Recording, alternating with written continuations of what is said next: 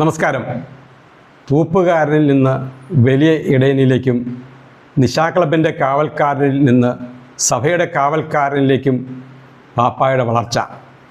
സഭയിൽ തിരുത്തി എഴുതിയത് അന്നുവരെ നിലനിന്ന കീഴ്വഴക്കങ്ങളാണ്.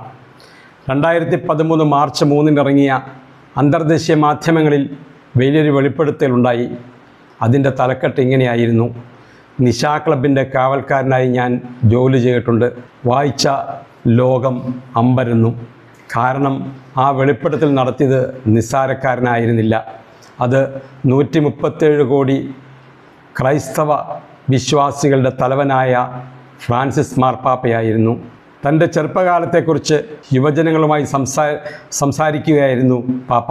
ഒരു കാര്യം കൂടി പാപ്പ കൂട്ടിച്ചേർത്തിരുന്നു: തുണിക്കമ്പനിയിലെ തൂപ്പുകാരനായിട്ടാണ് ഞാൻ ആദ്യം ജോലി ചെയ്തത്.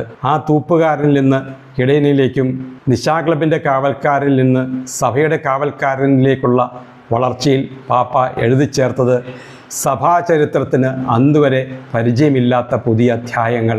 തിരുത്തി എഴുതിയത് അന്നുവരെ നിലനിന്ന ചില കീഴ്വഴക്കങ്ങൾ. ആരംഭിച്ചത് തന്നെ അത്തരം പൊളിച്ചെഴുത്തിലൂടെ ആയിരുന്നു.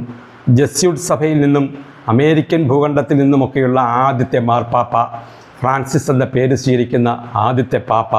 അങ്ങനെ തുടങ്ങി ആശീർവാദം കാത്തുനിന്ന ജനതയോട് തന്നെ ആശീർവദിക്കാൻ ആവശ്യപ്പെട്ടതും പേപ്പൽ കൊട്ടാരത്തിലെ താമസം വേണ്ടെന്ന് വെച്ച് വത്തിക്കാൻ്റെ ഗസ്റ്റ് റൂമിൽ താമസിക്കാൻ തുടങ്ങിയതും മെത്രാന്മാരുടെ ഡിക്കോസ്റ്ററിയിലെ താക്കോൽ സ്ഥാനം വനിതയ്ക്ക് നൽകിയതും ഉൾപ്പെടെയുള്ള വിപ്ലവ തീരുമാനങ്ങൾ കേട്ടു പഴകിയതുകൊണ്ട് കൂടുതൽ പറയുന്നില്ല. പാപ്പ മുടങ്ങാതെ ചൊല്ലിയിരുന്നൊരു പ്രാർത്ഥനയോടെ നിർത്തുകയാണ്. ആ പ്രാർത്ഥന ഇങ്ങനെയായിരുന്നു: കർത്താവേ, എനിക്ക് നർമ്മബോധം നൽകണമേ. ഒരു തമാശ മനസ്സിലാക്കാനും ജീവിതത്തിൽ അല്പം സന്തോഷം കണ്ടെത്താനും അത് മറ്റുള്ളവരുമായി പങ്കിടാനും എനിക്ക് കൃപ നൽകണമേ. പാപ്പ എന്നും ചൊല്ലിക്കൊണ്ടിരുന്ന പ്രാർത്ഥനയാണിത്. വിശുദ്ധ തോമസ് മൂറിൻ്റെ നല്ല നർമ്മത്തിനായുള്ള പ്രാർത്ഥന. സന്തോഷമാണ് ക്രിസ്ത്യാനിയുടെ മുഖമുദ്രയെന്നും വിഷമിച്ചിരിക്കാനുള്ളതല്ല ജീവിതമെന്നും നിരന്തരം പഠിപ്പിക്കുന്ന ഒരാൾക്ക് അതിനുവേണ്ടി പ്രാർത്ഥിക്കാതിരിക്കാൻ എങ്ങനെ കഴിയും?